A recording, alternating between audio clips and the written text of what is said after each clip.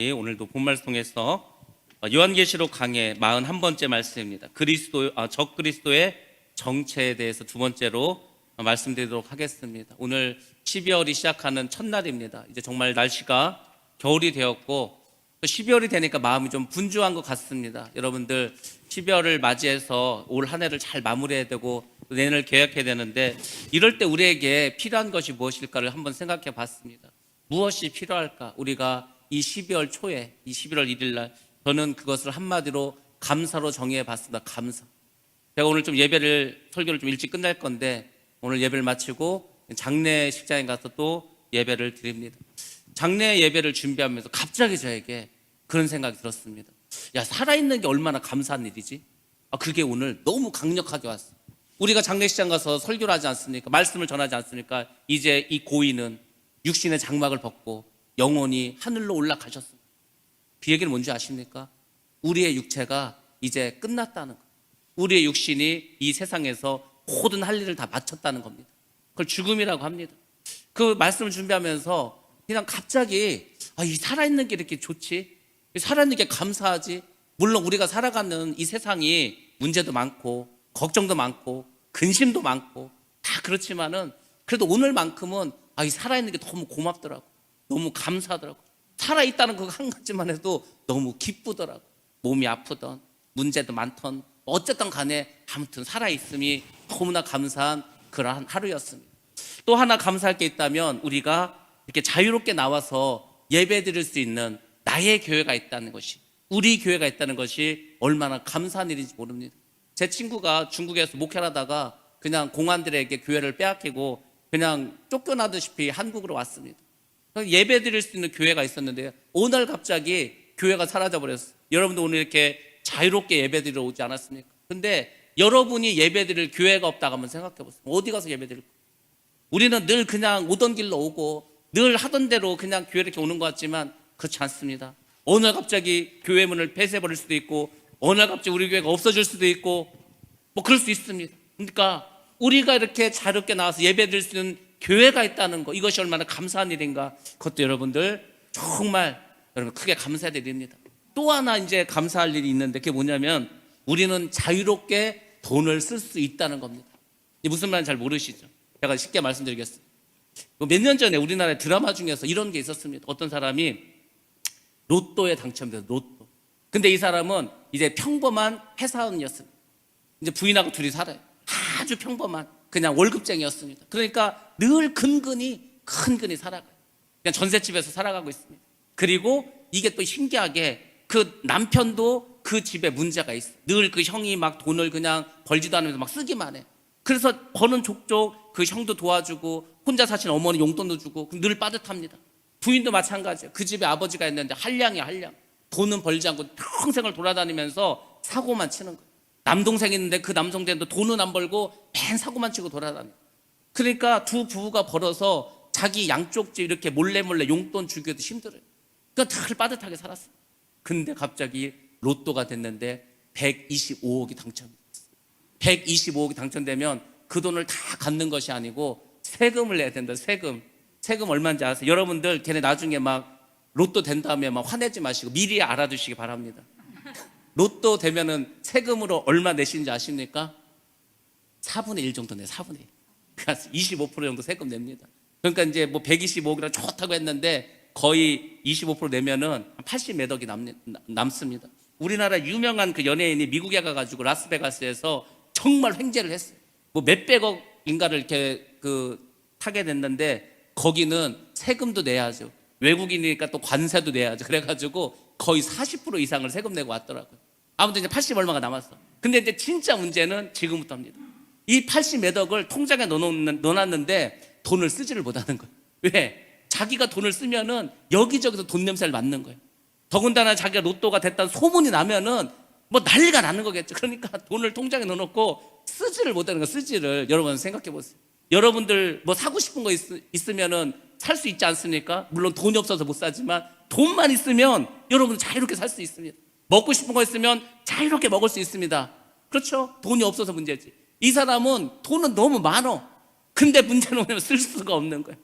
돈이 없어서 못 쓰는 거하고 돈이 있는데도 못 쓰는 거하고 어떤 게 더 미칠 것 같아? 돈이 있는데도 못 쓰는 거 아니겠습니까?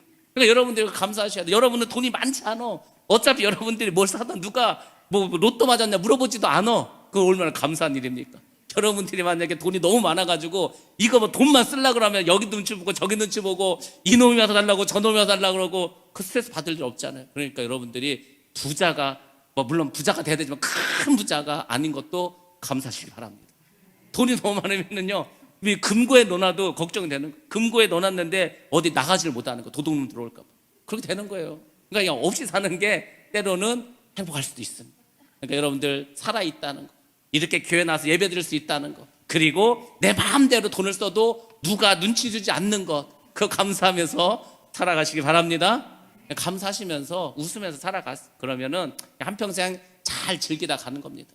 그래서 그 생각을 했어요. 우리가 이제 어느 순간 물론 주님이 오시면 상관이 없지만 주님이 오시기 전에 우리가 눈을 감게 된다면 그 순간에 뭘 생각할까? 그 짧은 순간 숨이 멎는 그 짧은 순간에 여러분은 무엇을 생각하실 것 같아요? 그런 생각 안 하고 사시죠? 저는 잠을 잘 때마다 눈을 감을 때마다 가끔씩 그 생각을 합니다. 내가 만약에 이렇게 자다가 죽었어. 그러면 내가 지금 이 죽는 순간에 나는 뭘 생각할까? 행복하고 기뻤던 일 생각할까? 후회되는 일 생각할까? 뭐를 생각할까? 그 생각을 많이 합니다. 근데 여러분들 신기한 게 뭔지 아십니까? 늘 마지막에 남는 게 있어요. 늘 마지막. 그래서 뭐 가족도 생각해보고 뭐 좋았던 일도 생각해보고 아팠던 일도 막 생각할 거 아니에요. 근데 정말 마지막에 남는 거 뭔지 아십니까? 예수님만 남더라고요. 예수님. 내 생각 속에서 가족들과 이별을 하고 친구들과 이별을 하고 이 세상과 이별을 해요. 근데 마지막 순간에 남는 것은 주님밖에 없더라고요. 주님. 그래서 마지막에 숨을 거두는 사람들이 그 안에 예수가 없으면 이제 문제가 되는 거예요. 예수가 없으면 그 영혼이 그냥 지옥으로 끌려가 버립니다. 그러니까 여러분들 주님이 함께 하시고 성령께서 여러분 안에 와서 내주하시는 것, 그거 감사하시기 바랍니다. 그것으로 기뻐하시기 바랍니다. 그러면 여러분들 신앙생활 잘하는 그런 하나님 기뻐하시는 성도가 다 되실 줄로 믿습니다. 예. 오늘 본문 말씀드리도록 하겠습니다. 우리가 지금 과연 적그리스도가 누구인가에 대해서 지난 시간에도 한번 말씀드렸습니다. 그래서 지난 시간 주로 작은 뿔이라는 이야기를 말씀드렸습니다. 좀 이제 길게 말씀드렸죠. 오늘은 이제 두 번째로 이 적그리스도를 누구로 보냐면 장차올 한 왕의 백성이라는 표현으로 사용했습니다. 그러니까 적그리스도라고 이렇게 하지 않고 상징적으로 비유적으로 이렇게 많이 쓰는데 장차올 한 왕의 백성 이런 식으로 표현을 합니다. 그래서 어디 나오냐면 다니엘서에 나옵니다. 우리 같이 한번 보겠습니다. 다니엘 9장 26절로 27절 말씀입니다. 62일의 후에 기름 부음을 받은 자가 끊어져 없어질 것이며 장차 한 왕의 백성이 와서 그 성읍과 성소를 무너뜨리려니와 그의 마지막은 홍수에 휩쓸림 같을 것이며 또 끝까지 전쟁이 있으리니 황폐할 것이 작정되었느니라. 그가 장차 많은 사람들과 더불어 한 이레 동안의 언약을 굳게 맺고 그가 그 이레의 절반에 제사와 예물을 금지할 것이며 또 포악하며 가증한 것이 날개를 의지하여 설 것이며 또 이미 정한 종말까지 진노가 황폐하게 하는 자에게 쏟아지리라 하였느니라 하니라. 아멘. 뭐 여러 가지 말이 나왔지만 한마디로 말하면 이것입니다. 킹제임스 버전에는 이 부분을 이렇게 표현해주고 있습니다. 장차 앞으로 한 강력한 왕의 군대가 일어날 거라는 거예요. 그 군대가 어디로 오냐면 예루살렘으로 옵니다.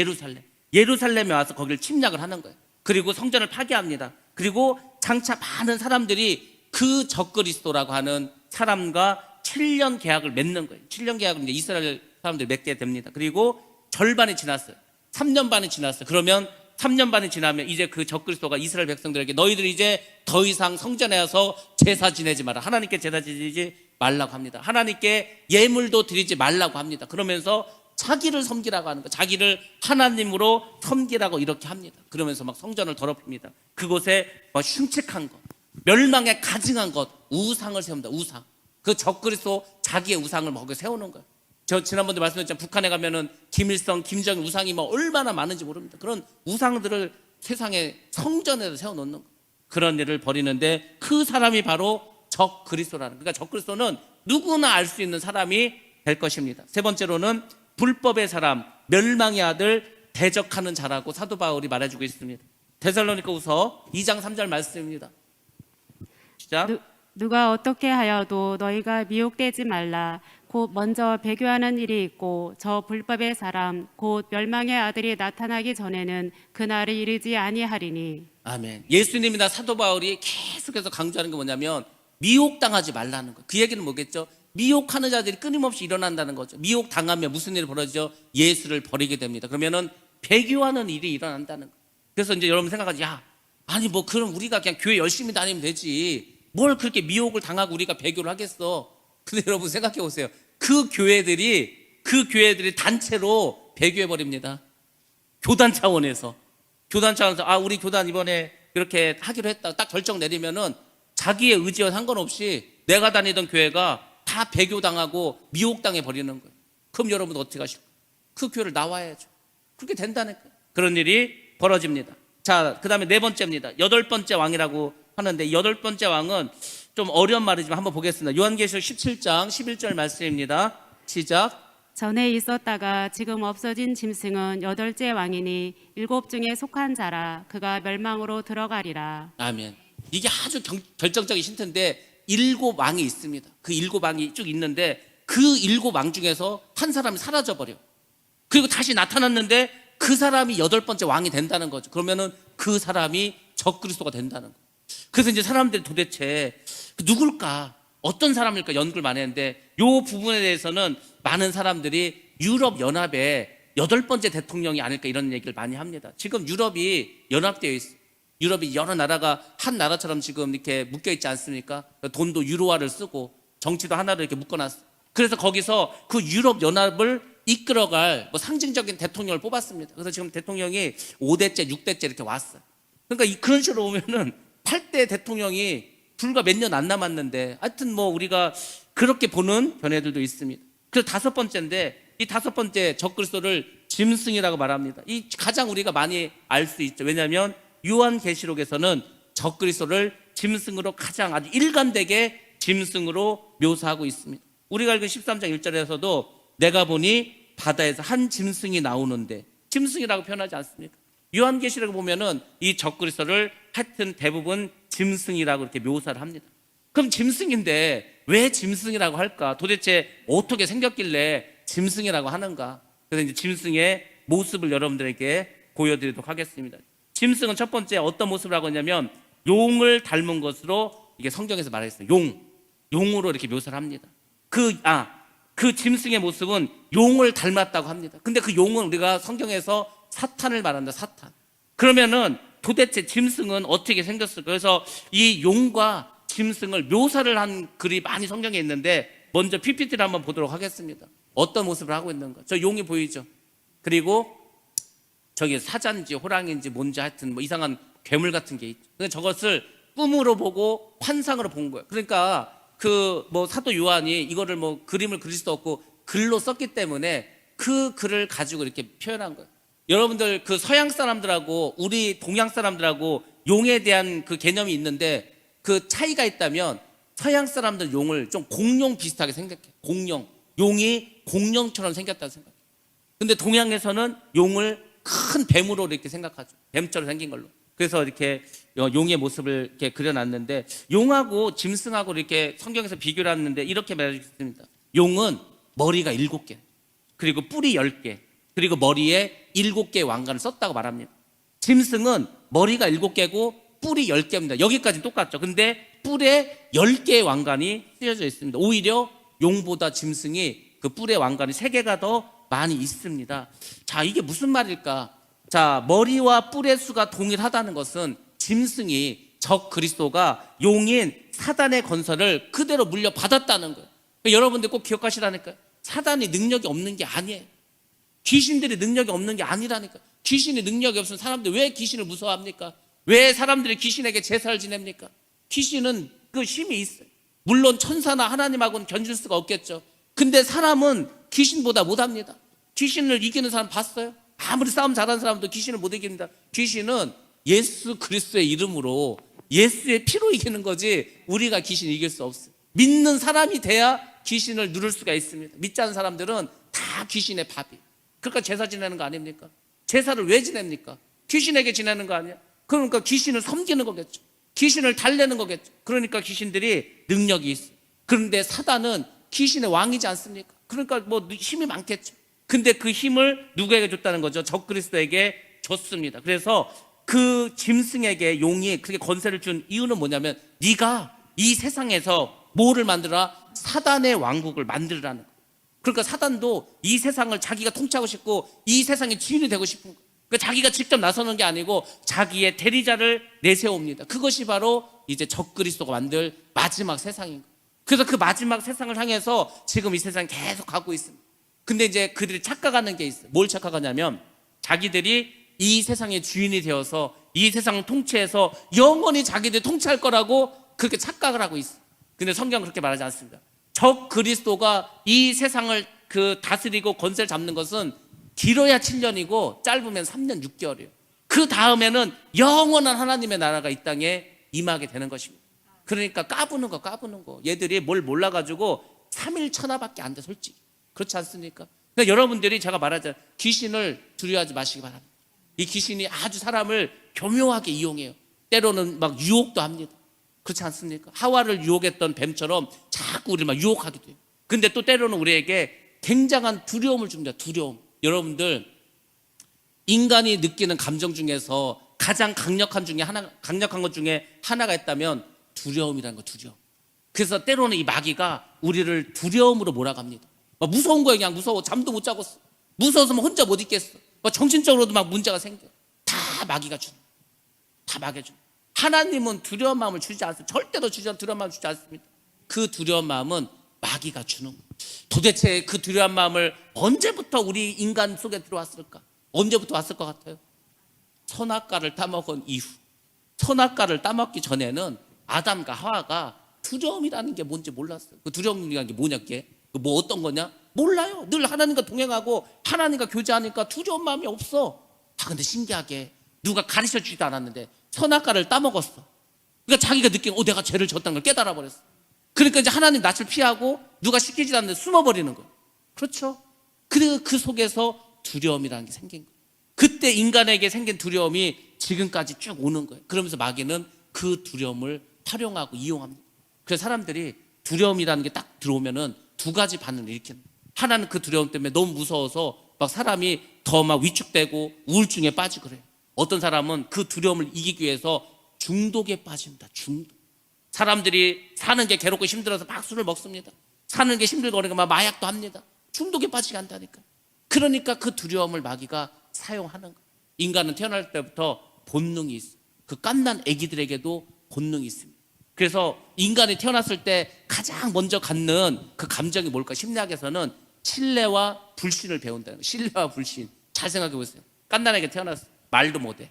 그렇지 않습니까? 갓난이 말 못하잖아요. 자기가 혼자 뭐 먹을 수도 없어. 자기가 할 수 있는 게 아무것도 없어. 그러니까 그 갓난애가 할 수 있는 거는 우는 거밖에 없어. 우는 거. 그렇죠? 근데 그 아기가 막 울어. 근데 조금만 울면은 엄마가 와서 안아주고 뭐 먹여주고 기저귀도 갈아주고 그러면은 그 아기는 마음속에서 편안함을 느끼는 거, 안정감을 느끼는 거, 사람에 대한 신뢰를 가져. 그러니까 그런 아이들은 성격이 어떻게 되겠어요? 그냥 원만하고 그냥 룰루랄라하고 뭐 그렇게 살아가겠죠. 근데 울어도 아무도 안 와. 내가 막 목이 쉬도록 울어도 아무도 안 와. 그런 아기들은 가르쳐주지도 않아도 불신을 배우는 거예요. 내가 이런 잘못하다 내가 죽을 수 있겠구나. 그렇게 생각한다니까요. 근데 그 속에서 불안함이나 두려움이 들어가는 거예요. 그래서 이 청소년기 때도 마찬가지예요. 왜 애들이 이 사춘기가 되면은 저렇게 될까? 막연한 두려움이 있는 거예요. 막연한 불안함이 있습니다. 그래서 마귀가 불안함과 두려움을 그 감정을 이용해서 죽을 때까지 사람들을 괴롭히는 거예요. 죽을 때까지 괴롭힌다니까요. 우리나라가 노인 사망률 1위지 않습니까? 1위. 우리나라가 전 세계에서 노인 사망률이 제일 높아요. 왜 그런지 아십니까? 사는 게 재미가 없어. 더 사람은 뭐하냐? 근데 불안함이 있는 거예요. 그래서 막 자살하는 거 아닙니까? 그래서 여러분들 꼭 기억하시기 바랍니다. 두려움을 물려버리시고 그냥 기뻐하세요. 감사하세요. 나는 감사할 것도 기뻐할 것도 없어. 그러면은 성경책을 펴놓고 또 찬양을 들으면서 내가 감사할 일이 뭐가 있을까? 그것을 곰곰이 한번 생각해보고 써보시기 바랍니다. 그러면은 여러분의 마음에 밝은 빛이 들어오는 거예요. 그 밝은 빛이 성령의 임재하심이, 성령의 기름 부으심이 두려움을 떨쳐버립니다. 여러분의 어두운 마음에 밝은 빛을 비춰주십니다. 그럼 기뻐하고 감사할 수 있어요. 세상에 나를 기쁘게 해준 게 없습니다. 세상에 나로 하여금 감사한 일을 막 이렇게 가져다 주는 게 아닙니다. 기쁨과 감사는 내 안에서 흘러나오는 거, 내 안에서. 밖에서 오는 게 아니라니까. 밖에서 아무리 좋은 일이 있어도 내가 괴로우면, 내 마음이 괴로우면은 두렵고 불안한 겁니다. 근데 막 전쟁이 났던, 환경이 어렵던, 죽을 위기에 처했어도 내 마음이 기쁘면 웃으면서 순교의 잔을 마실 수가 있는 것입니다. 그래서 여러분들 12월을 맞이해서 더 감사하시고 기뻐하시길 주의 이름으로 축복합니다.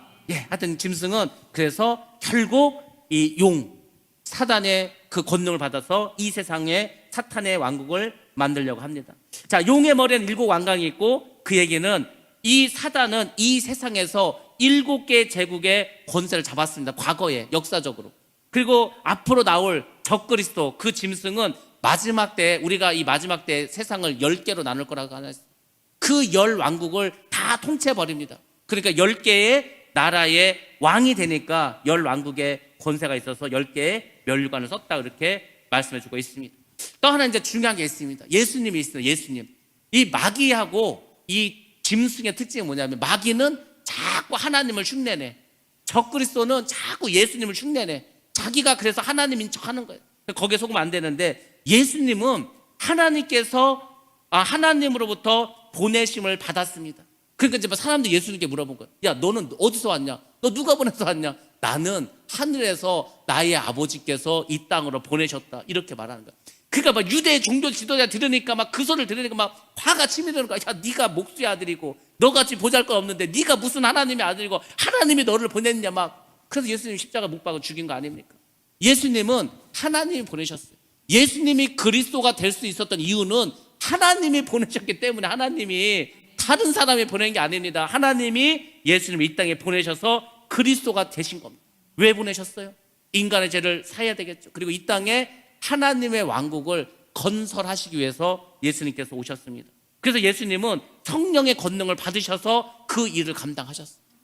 근데 이놈은 짐승과 사단도 교묘하게 그렇게 따라합니다. 적그리스도는 누가 보냈습니까? 사단이 보냈어요. 사탄이 적그리스도 이 세상에 보냈습니다. 그래서 뭘 하는 거죠? 이 세상을 사탄의 나라로 만드는 거예요. 이 세상을 다 자기들 차지해서 사탄의 나라를 만드는 거예요. 한 생각해 보세요. 사탄 나라가 어떤 나라일지. 지금요, 여러분들은 그냥 교회 다니고 그냥 집에 있고 직장만 다니니까 잘 모르시죠. 한번 나가보라니까 세상에 지금 얼마나 악한가, 아이들이 얼마나 지금 변해 있는가 상상을 초월합니다. 이미 아주 사탄의 나라가 많이 됐어요. 아주 엄청 많이 됐어요. 지금. 그런데 나중에는 적그리스도가 사탄의 권능을 받아서 결국은 전 세계를 지배하게 됩니다. 뭐 3년 반이라 하더라도. 그래서 모든 면에서 적그리스도는 예수님과 반대되는 위치에 있는 거예요. 반대되는 위치에 있으면서 계속해서 예수님을 따라서 합니다. 그것이 사단과 짐승의 특징입니다. 자, 그 다음에 적그리스도에 대한 오해에 대해서 한번 말씀드리도록 하겠습니다. 이게 이제 사람들이 그렇게 많이 하지 않습니까? 야, 지금 때가 말세야, 말세. 정말 말세, 정말 마지막인 것 같아. 그러다 보니까 또 코로나가 있고 하니까 사람들이 말세에 대해서 관심이 많아졌습니다. 저는 옛날부터 관심이 많았는데 그때는 사람들이 별로 말세에 대해서 관심이 없었어요. 근데 요즘은 정말 이제 좀 관심들이 많아졌어요. 그러면 그 관심을 어떻게 궁금하니까 알아봐야 될 거 아닙니까? 그럼 어디서 알아봅니까? 어디서? 유튜브에서 알아보면 유튜브에 가서 뭐 마지막 때, 말세, 뭐 적그리스도, 무슨 뭐 휴가 하면은요, 어마어마하게 영상들이 막 뜹니다. 그러니까 이제 주로 그런 것을 보고서 이제 배우는 거죠. 그리고 이제 마지막 때는 서적도 많습니다. 근데 문제는 뭐죠? 여기에 정통만 있는 게 아니고 이단들이 훨씬 더 많다. 이단들. 그러니까 이게 아무것도 모르는데 이단의 사설이 그 속에 들어가 버리면 나중에 골치 아픕니다. 이게 뭐든지 그 속에 먼저 들어가서 선점해 버리면 끝나는 거예요. 제가 왜 아이들에게 관심이 많고 아이들에게 믿음을, 어릴 때부터 믿음을 키우라고 합니까? 어렸을 때 그 속에 예수가 들어가면 얘들이 나이를 먹어도요, 세상으로 잠깐 나갔다 하더라도 방학이 끝나면 돌아옵니다. 왜? 어렸을 때 예수의 인을 받았기 때문에. 근데 어릴 때부터 믿음을 하나도 없고 세상 것들만 잔뜩 들어왔어. 그러면요, 얘네들은 중학교 올라가면 떨어져 나가고 고등학교 올라가면 더 떨어지고 청년부 되면 다 떠나버립니다. 어른 되면 아예 그냥 텅텅 다 베어버려요. 그래서 처음 받아들이는 정보가 굉장히 중요해요. 여러분들 첫인상이 왜 중요한지 아십니까? 첫인상은 그 사람을 판단할 때 70% 이상을 차지하는 거예요. 그러니까 우리가 맞선을 보러 갈 때 어떻게 해요? 맞선 보러 갈 때 선을 보러, 여러분들 선 보셨습니까? 저는 한 가지 인생을 살면서 조금 아쉬운 게 있다면 선을 본 적이 없어요. 선을 한 번도 못 봤습니다. 그냥 만나서 결혼해가지고 도대체 선을 보면 어떻게 하나 궁금하게 돼요. 그래서 선을 막 보죠. 선 보러 갈 때 어떻게 합니까? 목욕을 하고 미용실도 가고 화장도 하고 좋은 옷도 입고 막 이렇게 하지 않습니까? 왜 그래? 왜? 첫인상을 좋게 하기 위해서 그런 거 아닙니까? 그 첫인상이 중요하죠. 그래서 우리의 삶 가운데에서 예수에 대해서, 특히 마지막 이 세대에 대해서 정확한 정보를 받아들여야 되는데, 유튜브에서 잘못된 이달의 사설을 받게 되면은 하여튼 나중에 그걸 빼내기 되게 힘들어요. 예전에 한동안 10여 년 전에 적그리스도가 그 엘리자베스 여왕의 손자 그 윌리엄 왕자가 적그리스도가 아닐까 봐 한참 그렇게 떠들 때가 있었어요. 33살이 되면 적그리스도 될 거라고 해가지고. 근데 아니었습니다. 오바마가 혹시 적그리스도가 아닐까 이런 생각도 했습니다. 지금 현재 프랑스의 왕인 마크롱 대통령이 적그리스도가 아닐까 뭐 이런 얘기도 있었습니다. 유럽의 대통령이 될까 아니면 교황일까 뭐 여러 가지 오해가 있었습니다. 근데 나름 다 가능성이 있어요. 여러분들 그거 아세요? 정말 코에 걸면 코걸이가 되고 귀에 걸면 귀걸이가 되는 거예요. 이 사람이 적그리스도인 것 같다 해가지고 막 성경적인 근거를 찾으면요 뭐 엄청 많이 나옵니다. 이 사람이 적그리스도인 것 같다 해가지고 성경에 대한 그 또 본문을 찾으면요 엄청나게 많이 쏟아져 나옵니다. 그러니까 뭐 이게 지금 뭐가 뭔지도 모르고 자기들 멋대로 막 적그리스도를 이 사람 저 사람으로 막 했는데 다 추측일 뿐이지 아닙니다. 솔직히 말해서 아직도 누가 정확히 적그리스도가 될 것이라는 것은 아무도 모릅니다. 근데 여러분들 꼭 기억하셔야 돼요. 언젠가 우리 앞에 그 적그리스도가 나타나게 됩니다. 어떻게 나타나는가? 평화의 사도로 나타나. 이스라엘과 팔레스타인 전쟁을 합니다. 막 분쟁을 일으킵니다. 근데 그 사이에서 중재를 하는 거예요. 평화를 제시합니다. 그래서 그 지역을 이스라엘 중동 지역에 평화가 오게 합니다. 그러면 그 사람이 적그리스도가 될 확률이 무지무지 높아지는 겁니다. 근데 아직도 누군지 알 수 없습니다. 초대교회에서는 누가 적그리스도인가? 초대교회에서도 적그리스도에 대한 관심이 있었습니다. 그래서 도대체 누가 적그리스도일까? 근데 초대교회에서는 적그리스도를 이렇게 생각했습니다. 주로 사도 요한의 서신에 나와 있는데 요한 서신, 요한 1서, 요한 2서 여기에 주로 많이 나옵니다. 5번 정도 나왔습니다. 적그리스도라는 단어가. 그리고 또 비슷한 시기에 나왔어요. 요한계시록이 AD 90년 정도에 쓰여졌습니다. 그리고 요한 1서, 2서, 3서도 그 무렵에 다 쓰여졌습니다. 근데 그때 왜 사도 요한이 적그리스도라는 표현을 쓰면서 경계를 시켰냐면 그때 벌써 이단이 나오기 시작했기 때문이다. 대표적인 단이 영지주의라는 것은 영지주의 제가 여러 번 말씀드렸습니다. 영지주의의 뿌리가 지금도 내려가서 영지주의의 영향을 받은 이단이 지금도 많이 있습니다. 대표적인 게 구원파라는 거죠. 우리는 우리의 영혼이 구원받는 거지 우리의 육신은 구원받는 게 아니다. 그러니까 육신은 그냥 마음대로 살아야 된다 뭐 이런 식으로 말하는 거 아닙니까? 그래서 그 영지주의자들을 적그리스도라고 하면서 경계하려고 서신을 썼습니다. 그래서 요한 서신에 나타난 적그리스도가 몇 가지가 있는데 요한이 파악했던 적그리스도는 예수님이 그리스도임을 부인하는 자들이라고 말했어요. 그러니까 여러분들이 이걸 꼭 기억하게 막 여러분이 막 무슨 정신을 잃더라도 기억하는 예수는 그리스도다. 예수만 그리스도다. 이걸 꼭 기억하셔야 돼요. 그거를 잊어버리든지 그게 헷갈리기 시작하면은 여러분 다 미혹당합니다. 여러분 전부 다 배교합니다. 예수가 그리스도예요. 예수만 그리스도. 그러니까 나중에 배교하고 미혹되는 거는 다른 게 아니라는 거야. 야, 예수만 그리스도가 아니야. 우리가 예수만 메시아인 줄 알았는데 이 아니라니까. 부처도 메시아가 될 수 있고 야, 저 이슬람 믿는 사람들 그 마호멧도 그러면은 그 메시아가 될 수 있는 거예요. 막 이런 식으로 말을 하는 거예요. 근데 나는 아닌 것 같은데 자꾸 주변에서 그게 맞대. 그러면 이제 어떻게 하죠? 따라가는 거예요. 그걸 우리가 동조현상이라면 동조현상 하는 거예요. 왜? 내가 저들과 동조하자면 왕따가 되거든. 그러니까 동조하는 거야. 내가 그 잘못됐다는 것도 알아. 그게 아니라는 것도 알아. 근데 내가 거기에 들어가지 않으면 나는 왕따를 당해. 그러니까 그냥 들어가는 거야. 다 같이 미혹 당하는 거야. 그런 세상이 이미 와버렸습니다. 그래서 그것을 경계하기 위해서 이제 요한이 서신에다 썼습니다. 하나님과 예수님의 관계에 대해서 이단들은 이렇게 말합니다. 예수님은 하나님의 아들이 아니다. 그러니까 이단들 교묘하게 이렇게 말한다니까. 예수는 하나님의 아들이 아니고 그냥 선지자고. 유대교도 그렇게 말하잖아요. 이스라엘 사람들이 믿는 유대교도 예수는 메시아가 아니야. 예수는 하나님의 아들도 아니야. 그냥 예수는 선지자 중에 하나일 뿐이야. 이렇게 믿고 있습니다. 그러니까 사실 유대교도 큰 이단입니다. 그렇죠. 하나님의 아들이라고 예수를 보지 않기 때문에.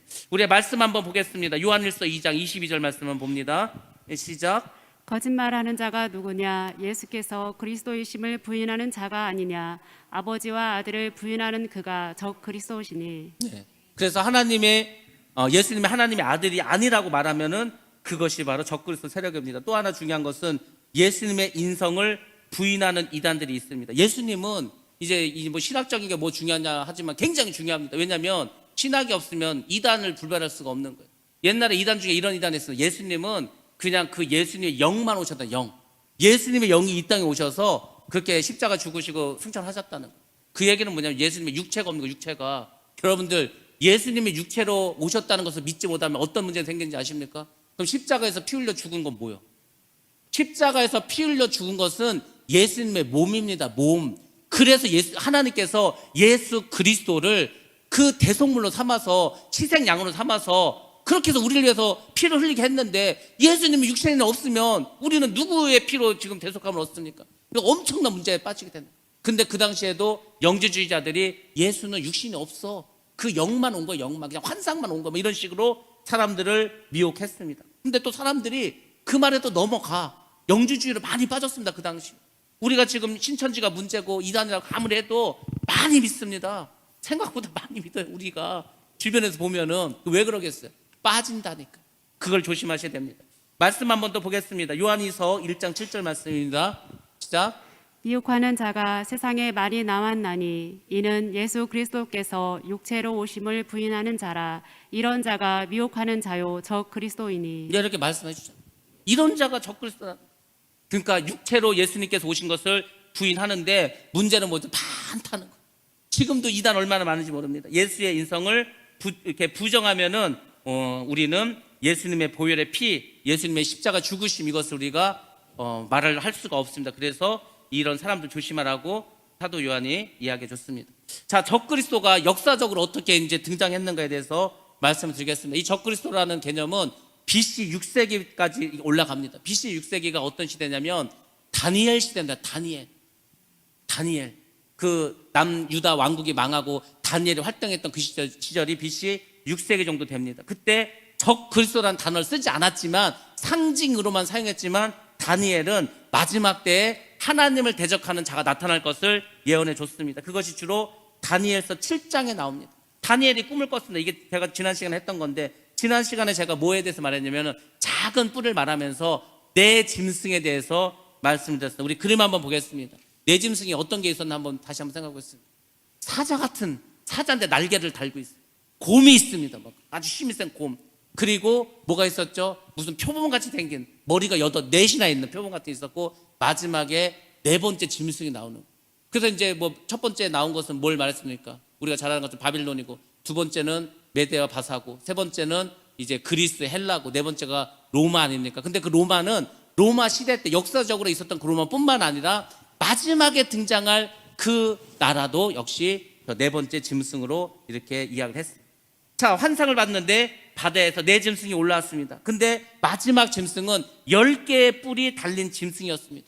그 10개의 뿔을 가지고 있는 그 짐승, 그것이 바로 하나님을 대적하는 자, 곧 적 그리스도였다는 겁니다. 그래서 다니엘 7장에서 말하는 이 4짐승 중에서 4번째 올랐던 그 짐승과 요한계시록 13장에서 말하는 이 짐승 둘 다 적 그리스도를 설명하는 건데 거의 동일합니다. 머리가 몇 개고 뿔이 몇 개고 이런 것들이 다 맞아 들어갑니다. 그래서 다니엘은 하나님께서 지혜를 주셔서 마지막 때 어떤 일이 일어날 것인가에 대해서 미리 말씀을 줬다는 걸 알 수 있습니다. 두 번째 역사적으로 이제 적그리스도라고 이제 할 수 있는 사람은 BC 167년 시리아가 이제 그 당시 예돔 시대는 아람이라는 나라였어요. 아람 왕 많이 나오죠 성경에. 아람에 유명한 군대 장관이 있었습니다. 누군지 아세요? 아람의 유명한 군대 장관. 이렇게 하면 모르죠.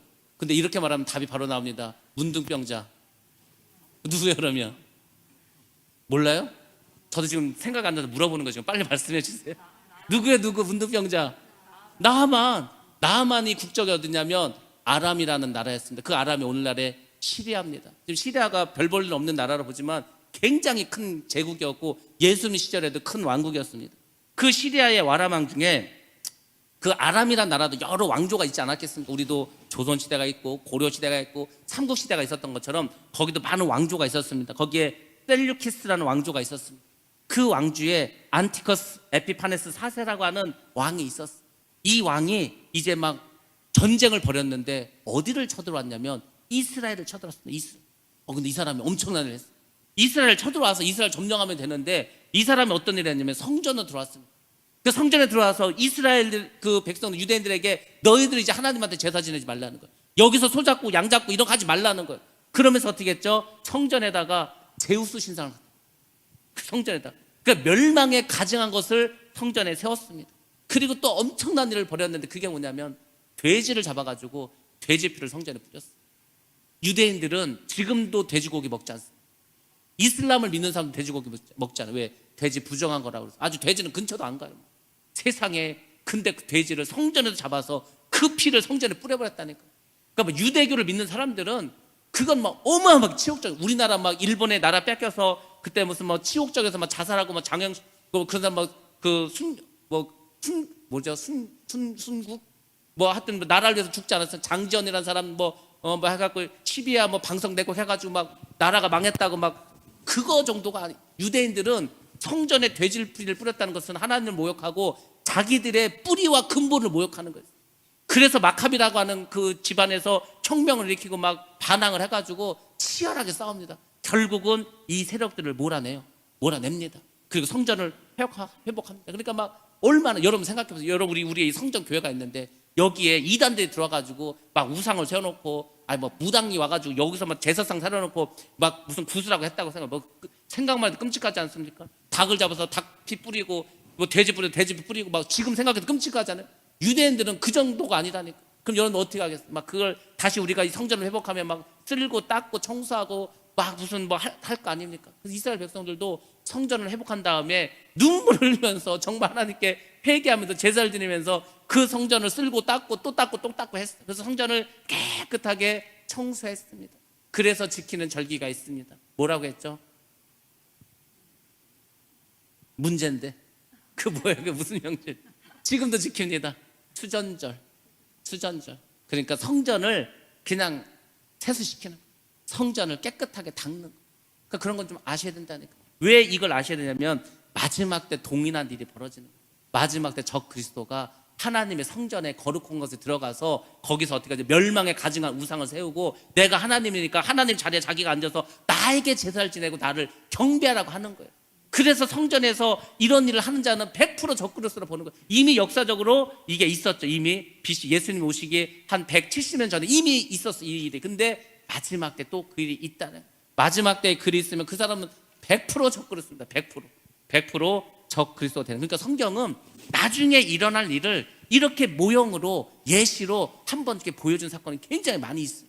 그러니까 이 안티커스 에피파네스 4세가 성전에 들어와서 돼지피 뿌리고 했던 것은 마지막 때 적그리스도도 그런 짓을 할 거라는 그런 어떤 미리 모형처럼 있었던 사건입니다. 세 번째 적그리스도라고 봤던 것은 BC 64년에 네로 황제입니다. 이 네로가 미친 네로 안에 완전히 황제인데 미쳤습니다. 이 사람들이 기독교를 박해를 하는 거예요. 로마 신을 다 불질러 놓고 뭐 사람들이 뭐라고 하니까 그 예수쟁이들이 불질렀다고 잡아서 핍박하고 박해하고 죽이고 했습니다. 그래서 로마 시대 때 기독교가 크게 10번의 큰 박해가 있었는데 그 첫 번째 박해를 네로가 일으켰습니다. 근데 그 네로의 원래 이름이 뭐냐면 네론이에요. 네론. 그리고 이 헬라어는 이 철자에 이렇게 숫자가 있습니다. 그래서 그 네론이라는 이름을 그 알파벳 철자를 숫자로 매겨서 하면은 666이 나옵니다. 그래서 네로가 적그리스도가 아니었냐 이렇게 이제 사람들이 생각을 했습니다. 자, 네 번째로는 12세기 십자군 전쟁 때입니다. 이 십자군 전쟁이 벌어져 갖고 예루살렘을 이슬람 세력에게 뺏겼어. 그래서 이제 이 유럽에 있는 교황도 야, 우리가 성지인 예루살렘을 저 이슬람에게 빼앗겼으니까 우리가 정말 이 십자가를 앞세우고 저걸 뺐자. 그래서 십자가 운동을 일으켰어. 그래서 이제 많은 군인들을 모집해가지고 전쟁을 벌입니다. 그래서 이제 뺏었는데 얼마 지나지 않아 또 빼앗깁니다. 그래가지고 십자군 운동이 여러 번 10차 이상의 십자군 운동이 벌어지게 됩니다. 그래서 이 십자군 운동을 벌여서 지금 예루살렘을 이 기독교 세력이 이제 차지하고 있었는데 그때에 살라딘이라고 하는 사람이 나타나요. 이 살라딘이 나타나서 그 3차 십자군 운동인데 그것을 물리칩니다. 그리고 예루살렘을 정복해요. 그래서 이 살라딘이 적그리스도가 아닌가 이렇게 이야기합니다. 자, 그 다음에 이제 중세시대인데, 중세시대는 이 중세가 1000년 아니면 1000년? 1000년 동안에 이 교회를 다스리고 적그리스도로 역할한 게 누군가? 교황으로 봅니다. 사실은 지금도 누가 적그리스도가 될 것인가? 1번인 1번 타자가 교황이에요. 사실은 교황이 그래서 적그리스도가 될 확률이 가장 높지 않은 가 이렇게 많이 봅니다. 왜냐하면 뭐 성경에 나와 있는 이야기나 여러 가지 볼 때 교황이야말로 전 세계 대통령이 될 수 있는 유일한 어떤 힘을 가지고 있습니다. 종교도 다 통합할 거고, 그래서 교황이 되지 않을까 이렇게 보는 사람도 많이 있지만 그게 사실인지 아닌지는 나중에 이제 가봐야 알 수 있습니다. 그 외에도 뭐 나폴레옹이 적그리스도였다, 히틀러가 적그리스도였다 많이 있는데 다 아닙니다. 왜냐하면은 생각해 보세요. 성경에서 말하는 적그리스도는 마지막 때 예수님이 재림하기 직전에 나타나는 게 적그리스도인데, 지금 예수님 오지도 않고 추고도 일어나지 않고 아직 뭐 재앙도 일어나지 않았는데 무슨 적그리스도가 지금 나왔겠어요? 이미 다 과거에 있었던 일인데. 그러니까 역사적으로 그런 사람들이 적그리스도와 같은 역할과 활동을 했을 뿐이지 실제 적그리스도는 아닙니다. 적그리스도가 마지막 때 미래에 이제 나타나겠죠. 42개월 동안 3년 반 동안 건세를 받아서 이 전 세상을, 온 세상을 다 지배하게 될 것입니다. 인류 역사상 최초로 전 세계를 다스리는 정말 왕 중의 왕이 되는 거예요. 인류 역사상 가장 큰 제국을 만든 게 누군지 아십니까? 가장 영토를 넓힌 만든 사람. 알렉산더도 아니고 로마도 아니고 징기스칸에서 징기스칸, 몽골은요 아시아 다 점령했습니다. 유럽도 점령해, 유럽도. 그래서 중앙아시아 다 점령했어요. 그 징기스칸이 전 세계에서 가장 큰 제국을 만들었는데 아프리카, 저 뭐 아메리카 이런 데 다 빠졌어요. 근데 적그리스도는 실제적으로 전 세계를 다 통치하게 됩니다. 왜? 과학의 힘으로도 할 수 있고 여러 가지 경제적인 힘을 가지고도 할 수가 있었으니까. 그래서 결국 그리스도의 심판을 여는 역할을 하는 거예요. 제가 그랬잖아요. 하나님이 아무 이유 없이 심판하지 않는다고. 악이 관영해야 돼. 더 이상 하나님께서 심판을 미루면은 안 돼. 그 상황까지 가야 되니까 적그리스도가 나와가지고 예수 믿는 사람 핍박하고 온갖 악한 일을 하고 성전에서 제사를 멸하게 하고 자기가 하나님이라 하고 막 악이 관영할 때까지 하나님 기다리신다 그랬죠. 그 일을 누가 하죠? 그게 적그리스도가 와서 하는 거예요. 어찌 보면은 적그리스도도 하나님의 섭리에 쓰임 받는 거예요. 예수님이 십자가에서 죽으셔야 되고 예수 누가 팔아야 될 거 아닙니까? 누가 팔았어요? 가룟 유다도 그렇게 쓰임 받은 거예요. 사실은 나쁜 쪽으로 쓰임 받는 사람도 있는 거예요. 이 세상은 하나님의 이 성경을 보면 그렇죠. 적그리스도도 결국 마지막 심판이 오게 하는 그 역할을 하는 것이 적그리스도입니다. 그래서 이 과거에 열거된 사람들은 적그리스도의 모형일 뿐이지 실제 적그리스도는 아닙니다. 자, 한 가지 더 말씀드리고 말씀을 마치도록 하겠습니다. 성경에 보면 적그리스도란 말이 나오고 거짓 그리스도란 말이 나옵니다. 그래서 이게 영어로는 적그리스도는 안티크라이스트라고 하고 거짓 그리스도는 false 크라이스트라고 합니다. 이 false란 말이 위조, 가짜, 거짓 이런 말이. 그러니까 여러분들이 그걸 구별하셔야 됩니다. 이걸 잘 기억하셔야 되는데 먼저 적그리스도는 짐승이에요. 짐승. 단수로 써진다. 한 사람에 한 사람. 적그리스도는 사탄의 대리자입니다. 마지막에 이 지상에서 그리스도를 대항하는 악의 중심 세력 대장의 대장 한 사람입니다. 그래서 대환란기 때 등장을 해서 예수님이 이 땅에 재림할 때까지 어떻게 하는 거죠? 이 세상을 다스리다가 예수님께서 지상 재림하시면 천사들이 딱 그 붙잡는 거예요. 그 짐승을 붙잡아. 그래서 바로 산채로 유황불로 보냅니다. 뭐 연옥 이런 데도 안 가고 바로 그냥 지옥불로 가는 거예요. 뭐 무슨 무적에 이런 데 안 가고 바로 그냥 지옥불로 보냅니다. 그것이 짐승 적 그리스도입니다. 거짓 그리스도는 한 번도 본 적이 없는 것 같은데 성경에 나와 있습니다. 성경에 2번 나오는데 마태복음 24장과 마가복음 13장에 나와 있습니다. 근데 사실은 마태복음 24장과 마가복음 13장은 마지막 시대에 그 심판에 대해서 말하는 같은 이야기를 하는 거예요. 그러니까 사실 거짓 그리스도란 말은 한 번밖에 안 나오는 거예요. 원래대로 이제 원칙적으로 말하면 거짓 그리스도는 그리고 복수형으로 되어 있습니다. 한 사람이 아니라는 거죠. 그러면은 거짓 그리스도는 또 누구냐? 이게 거짓 선지자 아닙니다. 거짓 선지자는 또 따로 있어요. 거짓 선지자는 짐승 중에서 다른 짐승이고 이것은 거짓 그리스도는 미혹의 영에 속한 자들을 말합니다. 대환란이 시작하기 전에 7년 환란이 일어나기 전에 세상이 막 온갖 미혹이 막 일어납니다. 세상을 다 미혹시킵니다. 그런 사람들을 거짓 그리스도인이라고. 거짓 그리스도인이 아니고 거짓 그리스도들이라고 합니다. 누가 그럴까? 누가 그러겠습니까? 교회 지도자들이 하겠죠. 교황, 무슨 뭐 총회장 이런 사람들이 오늘 갑자기 혼합주의로 다 묶이는. WCC가 그 하는 건 결국은 뭐죠? 혼합주의예요. 혼합주의. 혼합주의입니다. 그냥 우리가 다 합치자는 거, 종교를 합치자는 거, 하나 되자는 거, 하나 돼서 우리가 에큐메니컬 운동을 하자는 거죠. 교회나 성당이나 절이나 이슬람이나 무당도 막 과감하게 다 와. 그래서 WCC 이런 거 이렇게 대회를 하면요, 무당이 와서 굿합니다. 아니, WCC가 뭐의 약자냐? 세계 교회 협의회예요. 전 세계에 있는 교회가 회의하자고 10년에 한 번씩 모이는 게 WCC인데 왜 무당이 와서 거기서 춤을 춰? 왜 무당이 와서 거기서 구슬해? 왜 거기에 승려들이 와? 왜 거기에 뭐 이단 뭐 잡단 종교 지도자 다 모여들어? 교회가 아니거든요. 근데 그걸 다 교회라고 해가지고 결국 혼합하는 거. 하나님이 제일 싫어하는 거 뭐라고 했습니까? 섞이는 거. 하나님 섞이는 거 되게 싫어합니다. 그래서 얼마나 재밌냐면 성막을 만들 때, 성막이 뭐 텐트 아니고 텐트?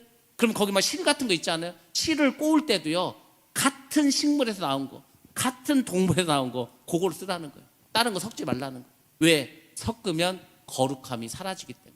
하나님 그런 분이에요. 하나님은요, 섞이는 거 무지 싫어하는 거예요. 근데 종교를 섞어버려. 그래서 여기서 나오는 게 뭐예요? 예수만 그리스도가 아니다. 예수 말고도 그리스도가 있다. 이것을 계속 사람들이 말하는 거예요. 그럼 다 미혹당해서 다 넘어갑니다. 많은 사람들이 넘어갑니다. 한번 보겠습니다. 마태복음 24장 24절로 25절 말씀입니다. 시작. 거짓 그리스도들과 거짓 선지자들이 일어나 큰 표적과 기사를 보여 할 수만 있으면 택하신 자들도 미혹하리라. 보라, 내가 너희에게 미리 말하였노라. 그러니까 미리 말했죠. 예수님께 미리 말해줬잖아요. 여기서 중요한 문제, 거짓 그리스도들과 거짓 선지자들 나오잖아요. 이렇게. 그 여러분들이 잘 보셔야 되는 거. 나중에 자꾸 이렇게 종교 통합하다 이러면은 저거 다 그냥 거짓 그리스도고 다 거짓 선지자들이다 이렇게 생각하시면 됩니다. 자, 거짓 그리스도가 단수가 아닌 복수라고 말씀드렸습니다. 사도행전 시절에도 예수님 당시에도 내가 그리스도고 내가 메시아라고 이게 사칭한 사기꾼들이 많이 있었습니다. 사도행전 5장 말씀 보겠습니다. 36절에서 37절 말씀입니다. 시작. 이전에 드다가 일어나 스스로 선전하매 사람이 약 400명이나 따르더니 그가 죽임을 당하매 따르던 모든 사람들이 흩어져 없어졌고, 그 후 호적할 때 갈릴레 유다가 일어나 백성을 깨어 따르게 하다가 그도 망한즉 따르던 모든 사람들이 흩어졌느니라. 이 사도행전 얼마나 재밌냐면은 이 이단에 대해서 말해주겠습니다. 드다라는 사람이 나왔는데 세상에 400명의 추종자가 있었어요. 근데 어떻게 됐죠? 400명이 따랐는데 드다가 죽어버렸어. 그러니까 따르던 사람들이 다 흩어져 버렸습니다. 그러니까 이단의 교주가 죽으면 흩어지는 거예요. 깨져버리는 겁니다. 또 누가 나오죠? 거기 보면 유다라는 사람이 나왔어. 백성들을 깹니다. 그러니까 백성들이 막 뭐가 있나 보다. 저 사람 진짜 뭐 메시아인가 보다 따라갑니다. 근데 그도 망했어. 그리고 어떻게 됐죠? 모든 사람이 흩어졌습니다. 결론은 뭐죠? 이단을 따라가면은 같이 망하고 같이 죽는 겁니다. 그리고 그 나머지는 다 흩어져 버리는 거예요. 그렇게 된다니까. 결국은 그런 일들이 옛날에도 있었습니다. 왜? 미혹의 영, 사단의 조정을 당한 사람들이 많아지는 거예요. 그런 사역자들도 많아집니다. 그래서 깨어있지 않으면 누구든지 조종을 당하고 누구든지 미혹을 당할 수밖에 없습니다. 유대의 유명한 역사 중에 요세푸스라는 사람이 있습니다.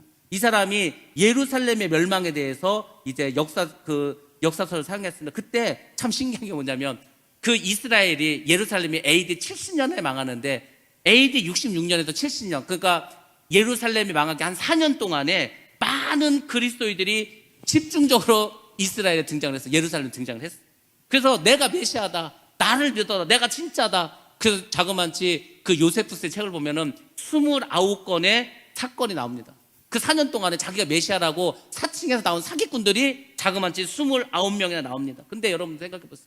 마지막 때는 없겠어요. 마지막 때도 많이 나오죠. 그럼 지금 어떻게 하면 지금 우리나라에 최소한 예수, 최소한 메시아가 30명은 됩니다. 최소한. 내가 성령이다, 내가 그리스도다, 내가 하나님이다 라고 사칭하는 사기꾼들이 최소 30명이고 그를 추종하는 사람들이 의외로 또 많습니다. 그러니까 그렇게 미혹당하는, 참 신기하죠. 미혹의 영에 빠지면 아무리 우리가 아니라고 말을 해도 안 들리는 거예요. 여러분들이 진리의 말씀, 생명의 말씀, 이 복음에서 떨어지면 안 됩니다. 이 말씀을 잘 듣고 기도하시고 묵상하시고 그냥 하여튼 주님의 길로만 따라가시기 바랍니다. 그럼 여러분들 정말 생명의 길로, 저 천국 길로 여러분들 다 가실 줄 믿습니다.